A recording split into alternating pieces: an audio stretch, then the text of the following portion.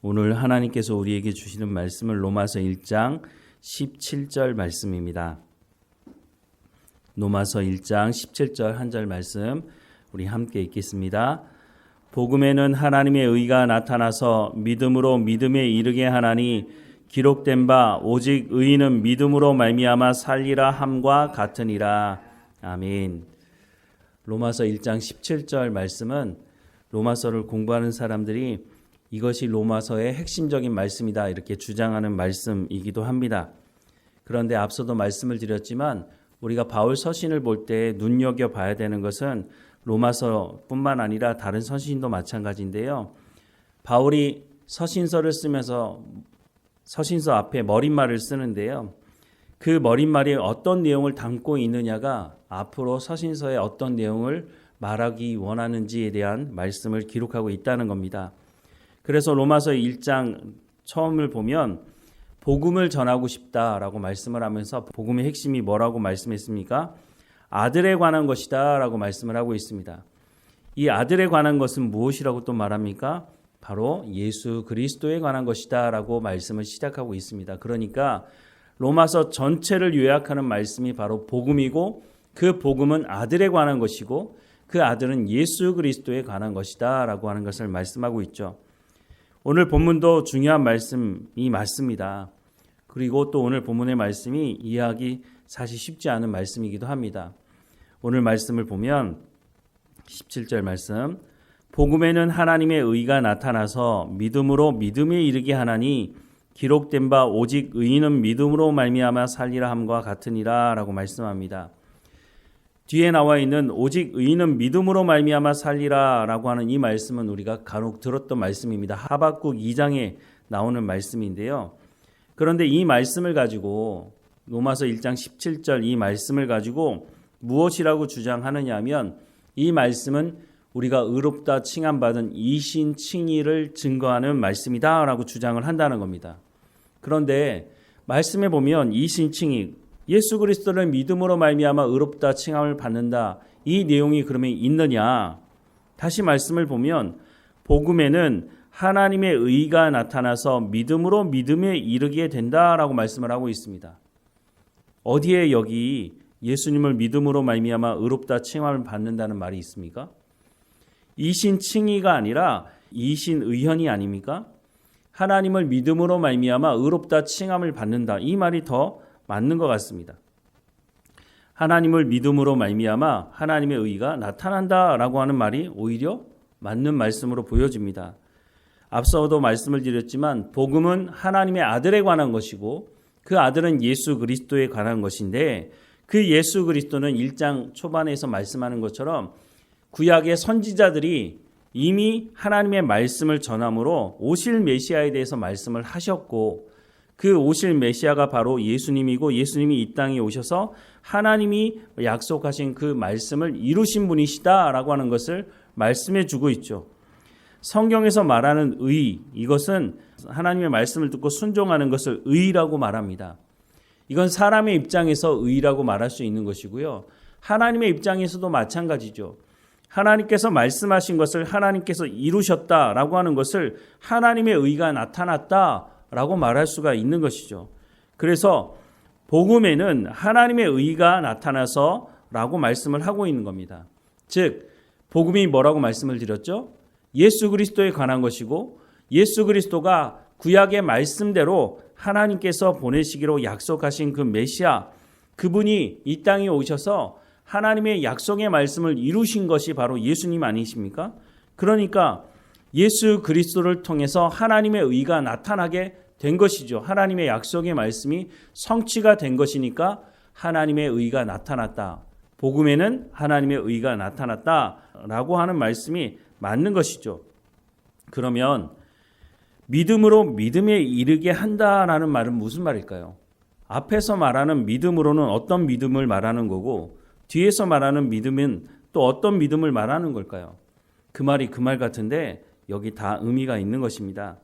로마서 3장 25절부터 27절 말씀해 보면 이 예수를 하나님이 그의 피로써 믿음으로 말미암아 화목제물로 세우셨으니 이는 하나님이 길이 참으시는 중에 전에 지은 죄를 간과하심으로 자기의 의로우심을 나타내려 하심이니 곧 이때에 자기의 의로우심을 나타내사 자기도 의로우시며 또한 예수 믿는 자를 의롭다 하려 하심이라.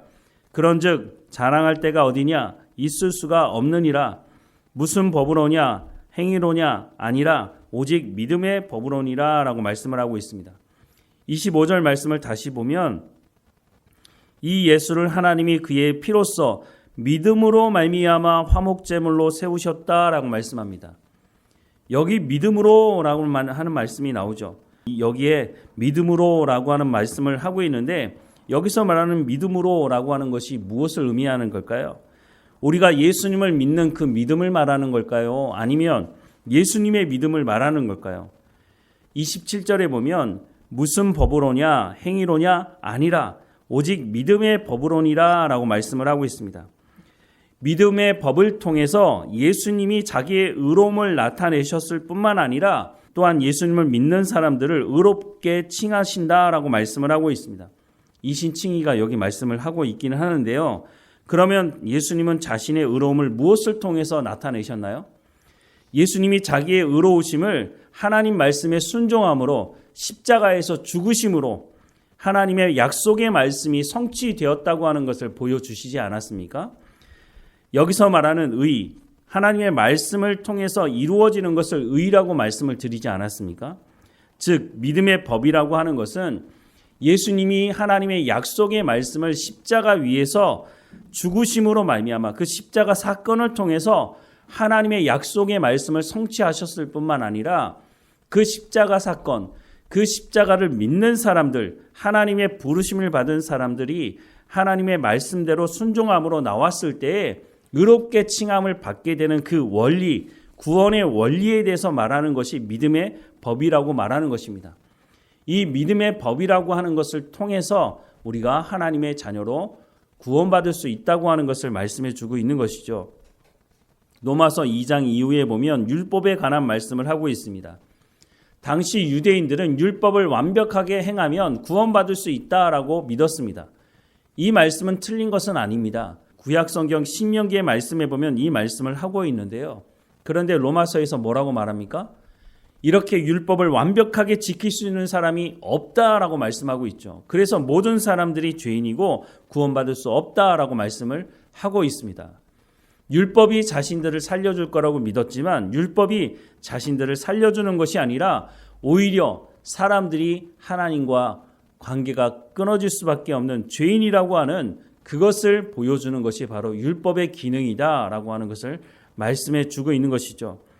이런 것으로 말미암아 우리가 구원을 받을 수 있는 것이 아니라 예수님께서 이 땅에 오셔서 하나님의 언약의 말씀을 십자가 사건을 통해서 성취하셨고 그 십자가 사건을 믿는 사람들을 하나님께서 부르시고 그 부르시는 구원의 원리가 바로 믿음의 법이다라고 하는 것을 말씀해 주고 있는 거죠. 그러면 다시 로마서 1장 17절 말씀을 보면 복음에는 하나님의 의가 나타나서 이거 뭐라고 말씀드렸죠?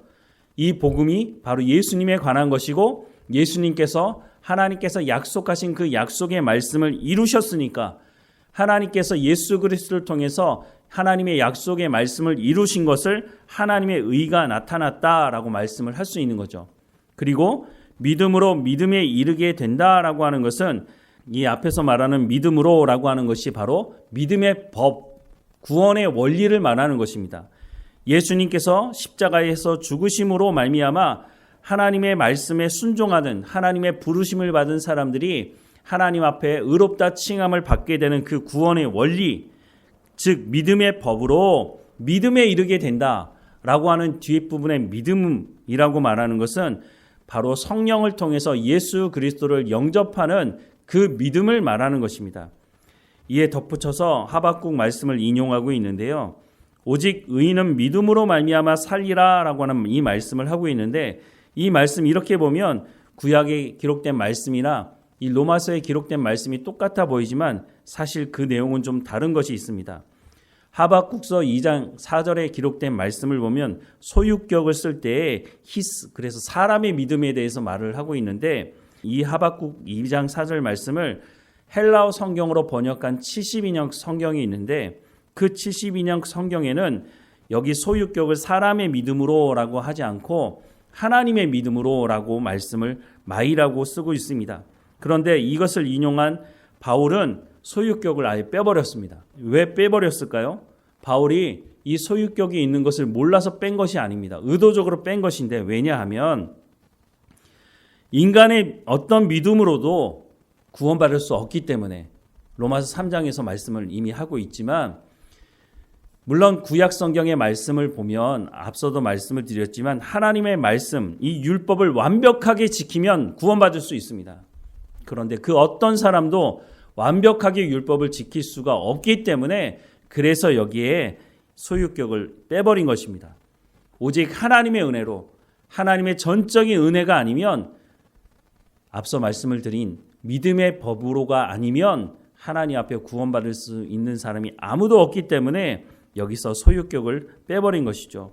그래서 오직 의인은 믿음으로 말미암아 살리라 라고 하는 이 말씀은 앞부분과 연결해 보면 하나님께서 우리를 구원하시기 원하시는 그 구원의 원리, 믿음의 법에 대해서 말씀을 하고 있다고 하는 것입니다. 그 믿음의 법으로 말미암아 우리가 구원을 받을 수 있다고 하는 것이죠. 조금 복잡하죠?